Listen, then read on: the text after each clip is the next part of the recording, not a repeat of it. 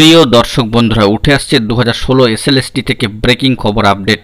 চাকরি বাতিলে কার্যত যোগ্য অযোগ্যদেরকে কেন্দ্র করে বিস্ফোরক সংবাদ এই মুহূর্তের জন্য উঠে আসছে।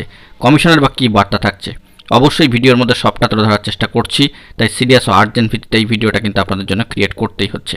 ভিডিওটিকে সম্পূর্ণ শেষ পর্যন্ত শুনে নিয়ে বোঝার চেষ্টা করবেন, ভিডিওটিকে শেষ পর্যন্ত দেখে নেবেন। যে সমস্ত বন্ধুরা চ্যানেলটি এখনও পর্যন্ত সাবস্ক্রাইব করেননি অবশ্যই সাবস্ক্রাইব করে নিয়ে সঙ্গে থাকবেন। চলুন একদম কথা না বাড়িয়ে আলোচনায় প্রবেশ করে সম্পূর্ণ বিষয়টিকে জেনে নেওয়ার চেষ্টা করি। 2016 এসএলএসটি 9 to 12 সহ শিক্ষক অশিক্ষক কর্মচারী এসএলএসটি ব্রেকিং খবর, চাকরি বাতিল সংক্রান্ত মামলা এবং যোগ্য অযোগ্যদের বিস্ফোরক সংবাদ এই মুহূর্তের জন্য উঠে আসছে। স্কুল সার্ভিস কমিশনের তরফ থেকেই বা কী বার্তা আসছে না আসছে তাই ভিডিওর মধ্যে সবটা আলোচনার মধ্যে থাকছে। চলুন আমরা মূল খবরে প্রবেশ করি। যে বিষয়টি জানা যাচ্ছে, আপাতত সর্বোচ্চ ন্যায়ালয় সুপ্রিম কোর্টের অন্তর্বর্তীকালীন নির্দেশে আগামী 16 জুলাই পর্যন্ত সাময়িক স্বস্তিতে রয়েছেন শিক্ষক শিক্ষাকর্মীরা। যদিও যত সময় এগোচ্ছে অর্থাৎ এগিয়ে আসছে, মহামান্য কলকাতা হাইকোর্টের নির্দেশে বাতিল হওয়া শিক্ষক শিক্ষাকর্মীদের দুশ্চিন্তা ক্রমশ বেড়েই চলেছে।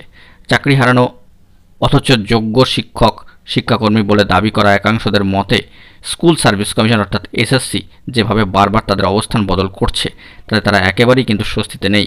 সামাজিক গণমাধ্যম সূত্রে খবরটি উঠে আসছে। 2016 সালে এসএসসির মাধ্যমে চাকরি পাওয়া মোট 25,753 জনের পুরো প্যানেল গত 22 এপ্রিল বাতিল করে মহামান্য কলকাতা হাইকোর্টের সম্মানীয় ডিভিশন বেঞ্চ। পুরো প্যানেল বাতিলের বিরুদ্ধে সর্বোচ্চ ন্যায়ালয় সুপ্রিম কোর্টে যায় এসএসসি।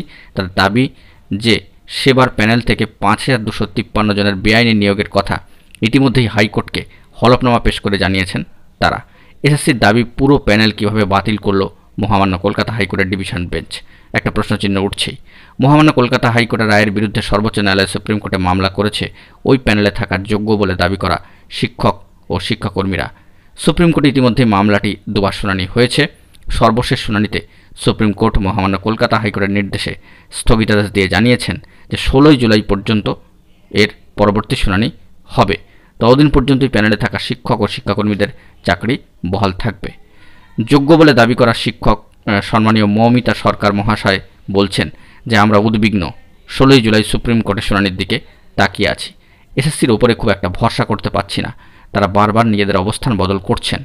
প্রথমে হাইকোর্টকে বলল যে যোগ্য অযোগ্যদের মধ্যে বিভাজন করা সম্ভব নয়।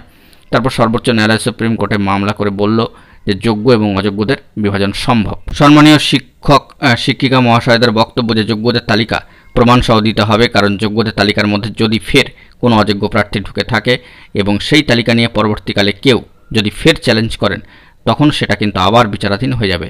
আমরা কি অনিশ্চয়তার মধ্যে পুরো চাকরি জীবন কাটাবো? আমরা চাই উত্তরপত্র বা ওএমআর শিট সহ সমস্ত কিছুর প্রমাণ এই স্কুল সার্ভিস কমিশন বা এসএসসি যোগ্যদের তালিকা দিক। আর এক শিক্ষক সম্মানীয় বৃন্দাবন ঘোষ মহাশয় বলছেন, এখন স্কুলে গরমের ছুটি চলছে, স্কুল খুললে আমরা আবার কিন্তু কাজে যোগ দেব।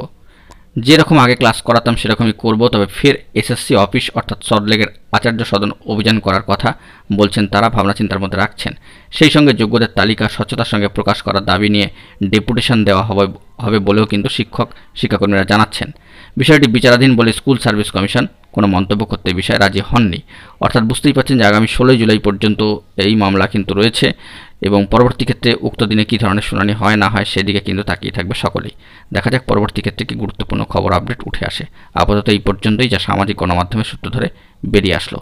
অত্যন্ত গুরুত্বপূর্ণ খবর, যোগ্য অযোগ্যদের নিয়ে বিস্ফোরক সংবাদ এই মুহূর্তে। বন্ধুরা, এখন এই পর্যন্তই। গুরুত্বপূর্ণ আপডেটগুলি পাওয়ার জন্য চ্যানেলটিকে সাবস্ক্রাইব করে সঙ্গে থাকুন। ধন্যবাদ।